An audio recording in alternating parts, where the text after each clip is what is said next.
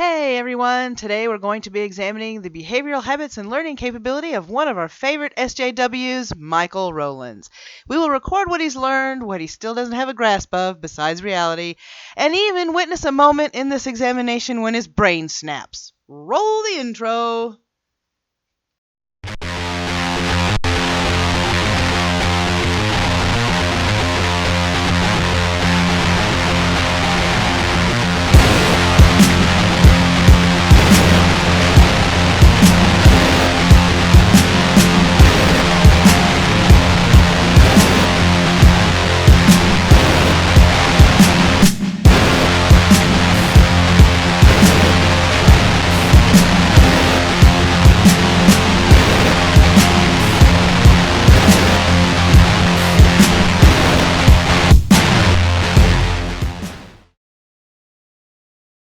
So my video on sex and gender has received its fair amount of quality criticism, which I have done my best to censor.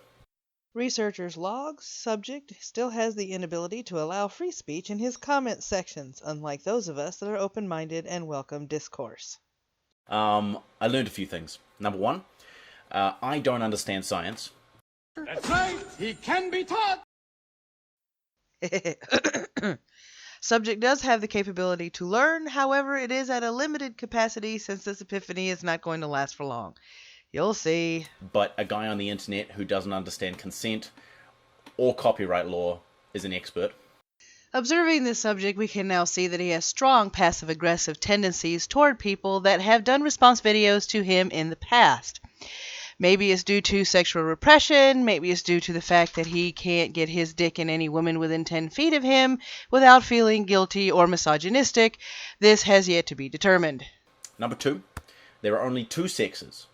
The rest are deformities, so that's nice.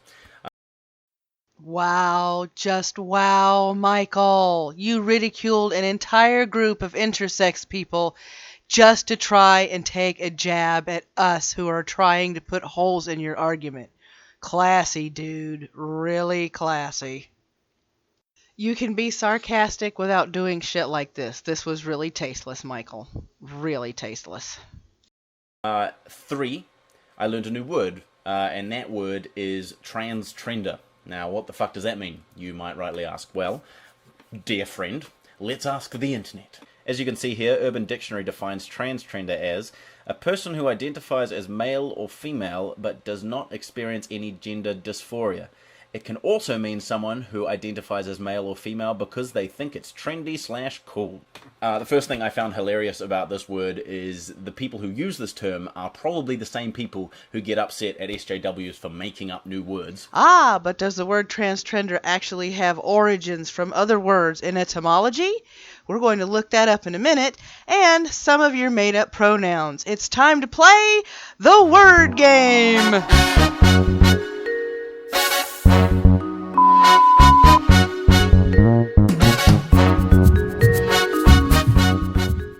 Today's contestants are Transtrender, Z, and Zier. Which contestant is an actual word based in etymology and word origins, and which ones are not? Let's start with our first contestant. First part of the word is trans, which is from the Latin meaning a crossover, beyond, or to cross over. Second part of the word is trend, the prevailing new tendency in popular fashion or culture. Claiming a gender you're not and not exhibiting signs of gender dysphoria falls into this category. So do otherkin and non-binary. Why? Because, well, they think it's what they have to do to fit in. ER, man who has to do with. So transtrender literally means man or woman who has to do with crossing over figuratively because it's an emerging culture. Now, let's look at the other two, shall we? And for that, we're going to go live on the spot to the website. And here we have Z, the second contestant. Z as in zebra, E as in Edward. As we scroll down, we see a whole lot of words that it starts. But we don't see it all by itself. Gee, peculiar. Can it not have an origin in any other language? I don't see Latin origins. I don't see Germanic origins. I don't see Slavic origins. Could it be a word that does not exist in etymological history? I think so, but I'll leave that to you, my friends. The third contestant of the evening is Zir. Z is in zebra, I is in indigo, R is in Roger. As you can see, these search results are in. We have zircon and zirconium, but we don't have an entry for Zir. Could it be because the word does not exist? And for everybody's treat and viewing enjoyment, we have a bonus word. Trans-trenders often love to use the word Zim. Here you have it. Zim. Is it a new pronoun? No, it's a cartoon alien. Back to you in the studio. So the winner of the word game is Trans-Trender, with Invader Zim getting an honorable mention because, hey, who doesn't like a short green alien with anger management problems? And the second, which is not so funny, it's just straight up transphobic. The assertion that you're not trans unless you experience gender dysphoria is just plain wrong. In fact, the definition of these things was recently changed in the DSM so that trans folk would no longer be classed as mentally ill. I had to go on a breadcrumb trail, which is in the description below. He is wrong in that aspect. They just reclassified it as DSM-5 instead of DSM-4, and I'm going to read this to you from the American Psychiatric Association, dated 2013, which is the most recent recorded classification for this association that I could find. Respecting patient, ensuring access to care. DSM not only determines how mental disorders are defined and diagnosed, it also impacts how people see themselves and how we see each other. Characteristics to the condition. For a person to be diagnosed with gender dysphoria, there must be a marked difference between the individual's expressed/experienced gender and the gender others would assign him or her. It must continue for at least 6 months. In children, the desire to be of the other gender must be present and verbalized. Verbalized by the child, not the parents. And this must be a decision that the child comes to on their own without any coercion from the parents. That's my strong opinion there at the end.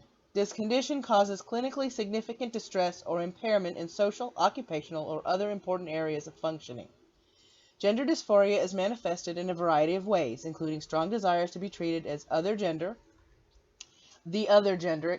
or to be rid of one's sex characteristics, or a strong conviction that one has feelings and reactions typical of the other gender. DSM-5 diagnosis as a post-transition specifier for people who are living in full-time as the desired gender or without legal sanction of the gender change. This ensures treatment access for individuals who continue to undergo hormone therapy, related surgery, or psychotherapy, or counseling to support their gender transition. So yes, it is still a mental condition according to the American Psychiatric Association. So I don't know where he got that idea from. Similar to how back in the 70s homosexuality had its definition changed so that homosexuals were not classed as mentally ill. In the 1960s to the early 1970s, the medical community firmly believed that being homosexual was a choice, not that it was genetically inbred into certain people to be attracted to the same sex. Through psychiatric trials and medical tests and things of that nature, it has now come to be believed in the medical community that that is not the case for people that are homosexual, that they are attracted to the same sex not by choice, but by genetic makeup. Also, in the late 60s, there was this offhand barbaric theory that you could shock the gay out of people, which somehow got linked to Mike Pence. You can go to Snopes and you can find this. It has been debunked. And electroshock therapy for homosexuals was not only disavowed, it was discontinued, and it was also made illegal. Basically, you can be trans and not experience gender dysphoria, which is a disturbance or distress which can arise as a result of one's trans nature. Some even posit that societal pressures, norms, and expectations can be part of the reason why some trans folk experience gender dysphoria. The article, I believe, speaks for itself. If you want to listen to it again, you can rewind the video and listen to me read that article again. Now, I'm not discounting the fact that societal pressures and pressures from family and friends can also cause anxiety and depression in true transsexual people. But if he is referring to this mythical thing called social dysphoria, I spent the better part of 2 hours one day trying to find any kind of peer review anything on it, and I just kept finding myself in Tumblr space. All social dysphoria is people being more worried about how other people see them and what other people think about them than what they think about themselves and how they carry themselves. We're not brought into this world to be a collective hive mind. Every individual that is born on this earth is born with a special skill set that is different from other people's. We're not supposed to be thinking like other people. We're not the Borg. We're individuals. We need to act like it. We weren't born to blend in. We were born to stand out. And the second part is equally as stupid. Who are you to decide whether someone is doing something because it's trendy or cool? Why are you the one who decides if someone is a real trans or, like a fake trans? I've said this in my other videos, so I'm going to try and find another way of saying this so I don't sound like a broken record. When you run around posing as something you are not, for the sake of attention, for example, a transtrender, you are making it exponentially more difficult for the actual transsexual people that are going through gender dysphoria to be taken seriously by their doctors and their psychiatrists. That's why.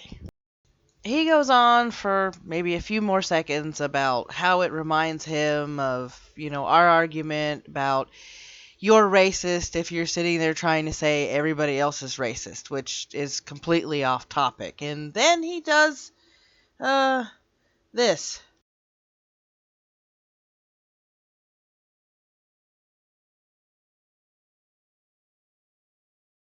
Someone on Twitter actually said to me that there are more trans trenders than actual trans folk.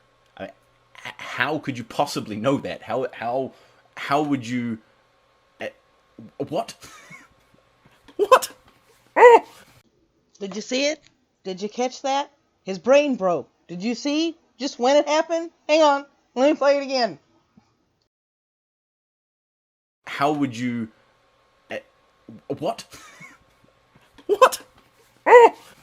And after his brain snapped, it just seemed to go in an infinite loop that he couldn't get out of. I'll play a little bit for you now.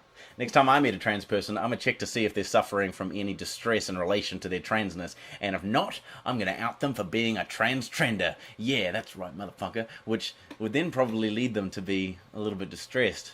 Which would then make them trans. Which would then make them more comfortable with their own identity. Which would then, make the distress go down. Which would then make them a trans trender. And I'd be there to drop some truth bombs on them. Which would probably, stress them out, make them a bit more distressed. So then... And there you have it, ladies and gentlemen. Slow and steady mental decline of an SJW who's constantly bombarded with the actual facts and being told that what he's doing is wrong and why. It's a sad case, but one of probably many. Take this journey with me as I find more with snapped brains. I will put them here for your edification, dissection, and so you can help me with my research. And that concludes today's look into the mind of an SJW. If you liked what you saw, that's what that like button is for. Go ahead and smack it for me. If you want to see more, hit that subscribe button. And don't forget that little bell. Well, it lets you know as soon as I upload something. That little white circle eye in the upper right-hand corner of your screen goes to my shop so you can buy some swag or donate to my Patreon. And don't forget about these videos over here to my left, which is to your right. Hit any one of those to continue watching videos on my channel. And until next time, my skeptics and fellow lovers of word, question everything and believe nothing.